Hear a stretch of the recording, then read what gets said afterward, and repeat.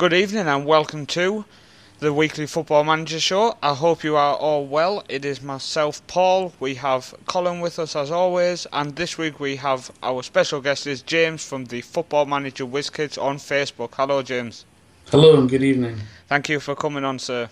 No problem. So, as we did last week on the show, which you can listen back to on YouTube, iTunes and SoundCloud, we discussed first FM16 features. Then we'll talk a little bit about our personal saves because they're still ongoing. We can hear what James has been on recently with his experiments. Then we'll have a bit more tactical talk like we did last week. So, Colin, FM16 features, sir. Okay, so new features since the last time we got to talk. So the first one that they announced today after Klopp signed at Liverpool was after a job interview, you can now discuss bringing some of your current backroom staff to your new club. Now I like this. Now, I replied with a tweet as soon as I saw this, Colin, because my first thought was in my current save when I left St Mirren, a lot of the staff left with me. You know, in FM15 you get the message saying mass exodus after you've left. So I like the fact that instead of getting that, you can now already discuss and arrange and say, look, I want my assistant to come with me, I want my goalkeeper coach, I want my scout. People who have assisted you in your success. James, I don't know what your opinions are on this feature. I think it's brilliant because once I've set up my initial staff at the first club I play at, I like to take them with me, or as many as possible, everywhere I go. I'm a big fan of this. I think now is a perfect time, Colin, for me to admit my love affair with Jamie Redknapp. He comes with me wherever I go. He sits in my pocket. He assists me. He just comes as a coach, but I've never had him as an assistant manager, which is quite strange because he follows me everywhere. Every save I load, every club I move to, I always take Jamie Redknapp with me. And he develops fantastic, so I love it. I think it's a fantastic feature, Colin. Yeah, I think it's a really great feature. I have similar to what James said, right, is you spend all this time getting the right staff in place to work with what you want. I've always found it's a little bit of a pain in the neck if you go and some of them go, some of them stay. You can hire some of them. You get stuck paying tons of compensation depending on what level you're playing to bring the rest of the staff over, or you have to wait till contracts expire, and it becomes kind of a headache. So I think this is a really great idea. I like it. I like it a lot. On to the next feature. So your next feature is your head physio will inform you of problems with a player's medical before you agree to sign them. I'm a big fan of this because I've been nabbed more than a few times with you've got somebody, you're excited about them, and all of a sudden, the board vetoes it for some failed medical that you didn't really know about. That was my first thought as well, Colin. James, I would assume you're the same. I think it's a great feature, the fact that you might get a message saying, look, he's failed a medical because of a current pulled hamstring. Do you wish to still confirm? It's a great feature. It's kind of like the reason why some clubs never took a chance on Charlie Austin in the last transfer window, even though he claims he's over it. But I have been caught out with this before, signing a player, Massimo Bruno, and he played about 40 games in 3 seasons. He was made of glass. But a lot of people remember you can check the medical history or check the injury history of a player and see how many times they've been injured throughout their career and how recently on the save they've been injured. Definitely. I think, James, you've just hit the nail on the head with a fantastic tip. Even if in FM16 you come across this feature and it says, do you wish to confirm anyway, even though they obviously flagging this injury up, you can then go and check the history and say, well, he's actually had this injury a couple of times, so I think it's best we just cancel the deal. So, fantastic idea there. Yeah, Colin. Okay, so it looks like they're, as a side little piece, they're doing some improved auto-saved options and such. On to the next big feature, so signing a player who can't get a work permit, loaning them out until one is granted. So I will fully admit this is not necessarily one I clock into all that often because I typically don't manage clubs for long times at levels where you're going to be able to get work permits granted for foreign players. So I tend to do a lot of local recruiting in that anyway on it. But I do like the idea, and I'm sort of highly intrigued by it. Yeah, I think the screenshot shows that you can kind of select that he's when his work permit's rejected, you can kind of already say, well, look, loan him out until the permit's granted. So I assume it's going to be a constant apply, reject, automatically, which is a great feature, James. It is a good feature, but as I say, it's not one I come across very often. It's not very often I sign a player who really fails work permits, but this must be a system that Jose Mourinho would love. 33 players loaned out from Chelsea, he can sign another 33 and loan them out if he wants. So it is a good feature if you find hidden gems from countries that probably won't get you a work permit. Yeah, good, fantastic. Next feature, Colin, sir. Okay, so some revamped awards news to get you a better idea of who's in the running for awards. You know, some more stats and details about players who get awards on that. I like this column because what I saw was people this year have complained that when you see the award screen on the front screen, it might just say so-and-so from so-and-so club has done it, and then runner-up was this person, runner-up from that was this person. Now you have a clear screen, it'll say number 1, this guy, number 2, this guy. So people complained that it wasn't very clear on the main news screen. So now it's been made clear. I noticed people were complaining in the reply to this feature. So in a way, Sports Interactive can't win, Colin. I think some days they can't. You know, I think that you know, they take a lot of feedback, and as with all product development, right? Sometimes you have to, you know, you take all of it, and sometimes you got to cut kind of down the middle. So, yeah, this feels like one of those no wins. I think it's kind of neat, at least from the screenshot. You know, getting some more information about the players who are winning awards. It's kind of nice because it's a, you know, the same as reality. It's sort of like a secondhand scouting element, so you get a better insight about the type of player, you know, kind of who they played, how they were playing, just to get some better insight. Definitely. Last two new features. So next to last one was press will start asking you more about your feelings when resigning or being sacked from a club, and then sort of in with that one is when there's a shock sacking in FM16, you may randomly be asked to comment about it in your next press conference. I like that, James, because it's just expanding the press conference. People have called for more variety, so the fact they brought in more situations is definitely, it can only increase the quality of it. It adds to more realism. I mean, how often do we see when a manager is sacked or under pressure, the other managers in the Premier League in their press conference being asked, how do you think they'll get on? How do you think they'll cope with the pressure? Who do you think will replace them? Or what is your opinion on them being sacked? So it's another element of realism added to the game. And definitely I'm delighted about the added media side of things, because it did need a big revamp, because the last 2-3 years has been a bit static. So the more options, the more questions, the better. Definitely. Colin, sir? Yes. Is that? Oh, we're done? Yep, that's it. Greatest reply ever. Yes. Yes. Well, before we move on to just discussing our personal saves, just want to mention that tonight's show is supported by the Football Manager Wiz Kids. You can find them on Facebook, and they are mostly and more famously known for James's hard work in creating custom databases. You can get the most up-to-date, the most detailed Football Manager 2015 database out there.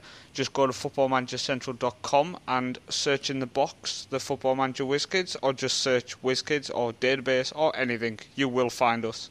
The database is there, download, and obviously James is on the show tonight, so I'm sure you would like to say that it's a good database, James.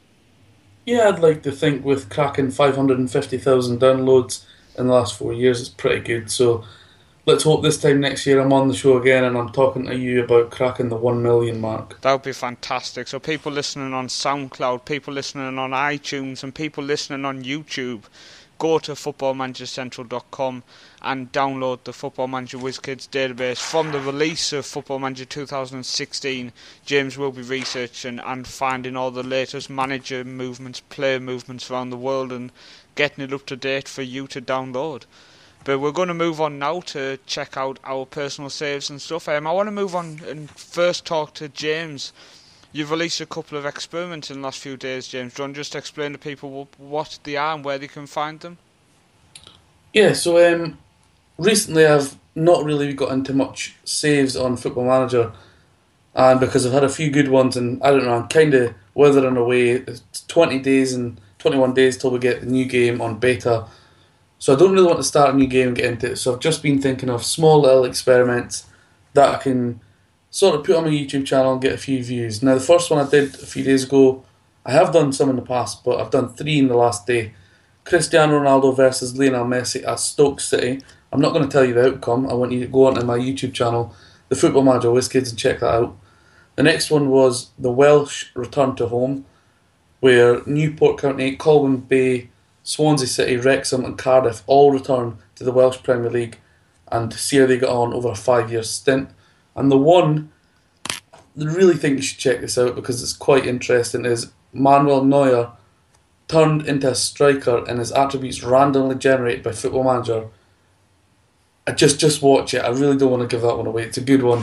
It got uploaded about 5 hours ago, and it really is a good one. It's an interesting one. All worth checking out. Definitely worth checking out. And if you can think of any experiments you want to see James and the Football Manager Wiz Kids undertake before the release of FM16, just search the Football Manager Wiz Kids on Facebook and just drop a comment. James will get back to you, and you can obviously undertake an experiment if you want to see what will happen. Colin will get his thinking cap on. Colin, how's your personal save going?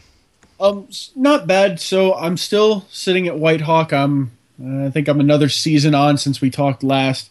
Again, another playoff final, another disappointment. So I've revamped a little bit the system, and you and I were talking about it this morning or the other day a little bit. So I revamped to go after a more high intensity system to really focus on wearing down opponents trying to keep up with us, to see if I could adjust and get a better sort of high pressure, high press, high intensity game. It was interesting, and the part I found most interesting about it in the save was thinking about the full ramifications of it and what it meant. So I got battered a little bit early in the season because I failed to pay attention to the fact that, by stepping up the intensity level of and playing a much more high tempo, attacking, pressing game, that my fitness was going to be an even bigger issue than it was. So I had to make some adjustments both in players I was targeting, as well as the training schedule and that to try and make sure that I was easing off in places so that guys had time to get back in shape, so that when we went back out the next game, with the Conference South schedule, sort of as packed as it is, that they weren't dead on their feet. So things seem to be starting to click. So hopefully this is the year we finally get out into the conference premiership, so I can, finally get to see something better than, yet another year in the Vanarama South. So, you're talking about, obviously this season you've decided to higher press, high tempo, and kind of just hit the opposition as hard as you can.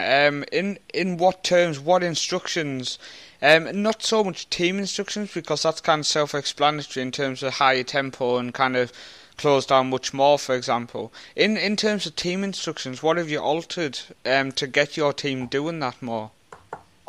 So I've tried to be a little more selective. So I've been migrating to some more player instructions specifically versus general team instructions. So I do push the tempo piece, but in terms of closing down where I cross and things like, and how I want crossing and roaming and things like that. So I moved more to, instead of a wide 4-2-3-1, to a narrow 4-2-3-1. I adjusted my deep midfielders to, one is a ball winner type and one is more of a support. And then my central attacking midfielder is a advanced playmaker, and then the other two are attacking midfielders. And then I have a poacher. So, and then my wing backs, which basically just bomb up and down the outside. So in terms of instructions, I keep my wing backs wide.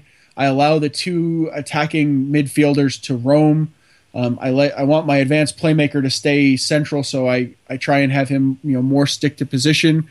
I ideally, I'd prefer him to be more of the, Trachista or, Unganch up there where he's not moving far from central, but obviously in a lower league setting, you're not going to get guys with enough skills to play in those. So I try and compensate for it with, sort of the playmaker role and then jamming, some instructions on him to try and get him to play more centrally like that. Mm-hmm.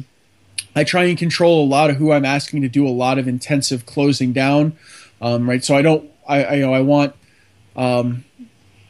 midfielders, my central defenders, my attacking midfielders closing down.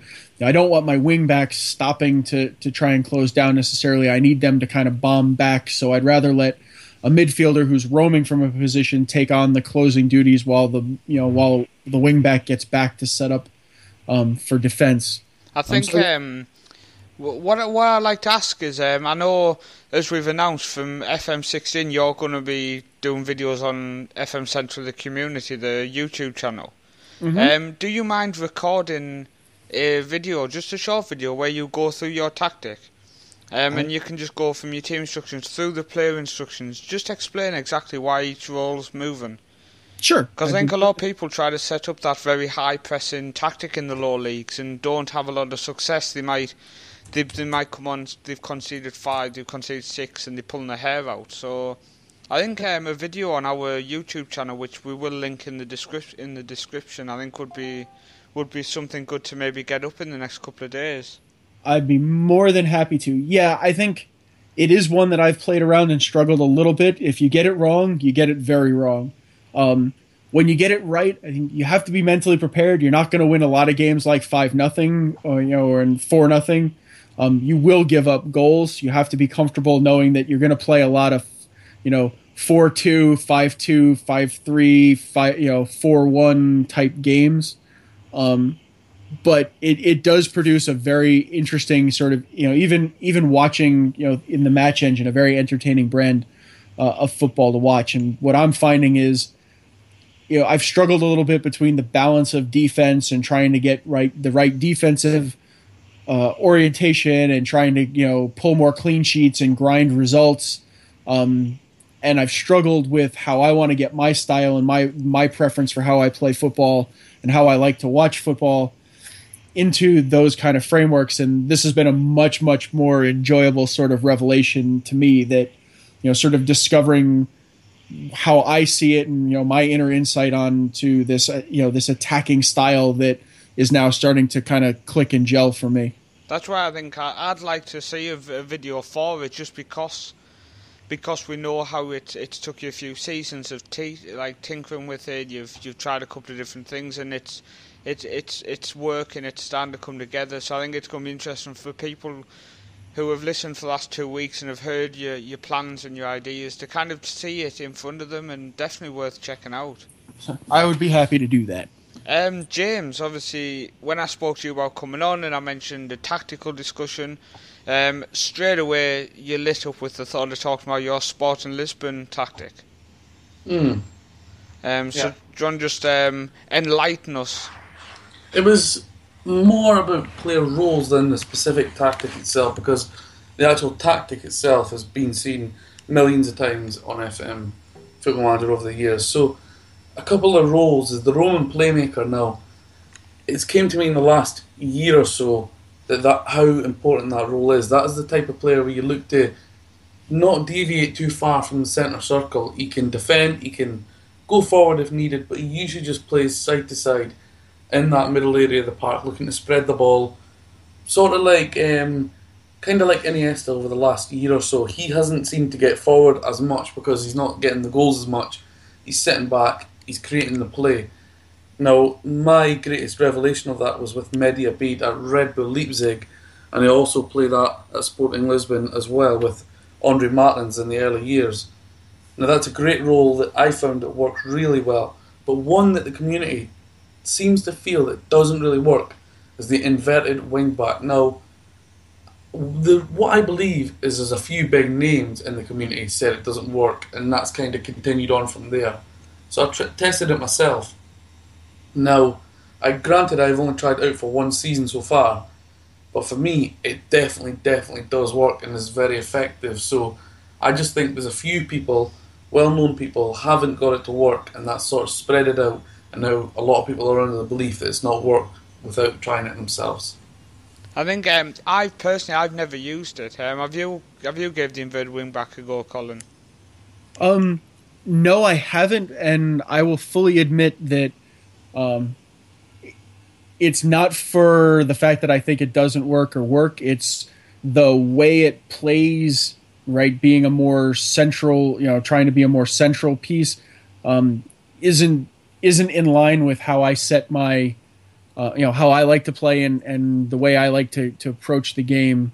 So it's not one I've even looked to explore just because it tactically doesn't fit, sort of my system idea. I have to say that it's definitely not one I like to use either, because I like to have my fullbacks bombing forward, up and down all game long, unless I'm playing defensive. But the fact that so many people are convinced that it did not work made me have to take it on and see and prove to myself that whether they were right and it didn't work, or I believe it did work. And I'm not going to call people wrong, because it maybe never worked for them, but in the one season I used it, it definitely worked. But I have to say, it's not conventional for me, and I don't think I'll be using it too often. But I just wanted to see why they almost said it was broken. Yeah. And I don't agree with it. I mean, what I would ask, James, is for people who maybe have not tried the inverted wing back, what are the strengths of a player that is needed for that role? I mean, if you had to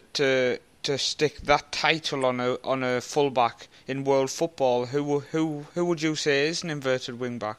Oh, it's a tough one, because it's not like your natural fullback, because you don't have to have that much pace, because you're almost playing as say you're playing two in midfield, you're almost playing as a third central midfielder. So your passing kind of has to be good, your awareness has to be good, your anticipation, even your pace doesn't have to be that great, but your awareness, your determination, your passing has to be really good, and you have to be solid enough to get back into position. But for me, it's more of a tactic when you're playing offensively. Yeah.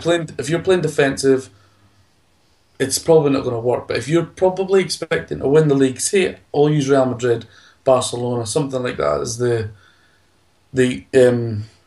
whatever for it, you're going to dominate. So you're kind of expecting to have that as a third midfielder in there. But if you're playing as a team that's kind of going to struggle, I advise you not to use it. Okay, so there's a tip for people. If you are with a stronger team, give it a go. Just see how it works. See if you can get it working well. Maybe if you're struggling with your fullbacks injury wise, stick the inverted wing back in, and maybe you can play a defensive midfielder in the position. Yeah, the main thing I say about that is, if you're bored with Football Manager 2016 coming out soon, try new things. You've got 3 weeks until the new game's out. Try new things with big clubs, and maybe you'll be able to take it into the new game. But as I say, with the inverted wing back, use it if you're going to play an offensive tactic. Yeah, I mean, I think the plan is, obviously Colin's going to do this video. The idea of the video is to kind of inspire people to use the tactic for FM16. There was a tactic I wanted to talk about tactical movement, and it was a tactic which I used in my Zero to Hero with Egerson. And I did 5 seasons I was at the club, and I was using a flat back 4 with just 2 supporting fullbacks and 2 basic limited central defenders. Then I had 3 central midfielders, 2 box to box, and in the middle a ball winning midfielder on defensive. Above that, I had an advanced playmaker on support and an attacker midfielder on attack, and an advanced forward in front of him, so like a Christmas tree. And what I've seen a few people use it and saying they were struggling in that type of tactic. Now the key is your box-to-box midfielders have to be set to run wide with the ball and move into channels. Now the idea with that is obviously they create the width. So that you imagine as you attack, your 2 box-to-boxes spread out wide, your defensive midfielder sits in the hole, which then forms the defensive midfielder, then a line of 4 almost across your midfield. And I think that's the key to the whole tactical movement of a narrow formation. It doesn't matter even if you want to play narrow, you still have to get somebody who moves into the channels to drag the opposition away, which creates the space for the other people. So again, you've got to look at the natural fitness, the agility, the first touch, the dribbling. It's pointless sticking a box-to-box in Colin who can't dribble and he's going to be knackered by half-time. Yeah, and I think that's something that, we've probably talked around the outsides a lot, and it's something that I know I do a lot is before I sit down with a save, being able to at least articulate to myself what the system I want to play is and what's important to the system that I want, so that I know when I go and recruit players, what am I looking for? And when I set up this, what I'm currently playing with Whitehawk now, I got bit by it because I didn't sit down and scribble it out. And what it turns out that, from what I was playing, how much more natural fitness played into being important with what I was doing. Yeah. And so I think it's a big benefit if you sit down and at least give yourself an idea of, okay, this is the way I want to play. This is what's important, right? So if you need, dribbling and pace and movement because you're looking for midfielders to cover huge amounts of area and get wide and get narrow, right? Knowing it as opposed to just sort of like randomly looking around for the generally best players, because you'll plug them into a system and they won't quite perform the way you want them to. Definitely.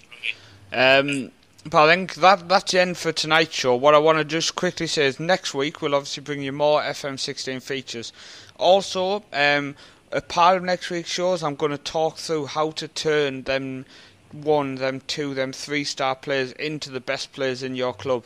Training youngsters from the age of 15 and 16, how to develop them into first team regulars. That will be part of next week's show. I want to remind people that tonight's show is supported by the Football Manager Wiz Kids. Thank you, James, for coming on. No problem. Just remind people, go to Facebook, search for FM Central, search for the Football Manager Wiz Kids, come and say hello to us both, and we will see you next week.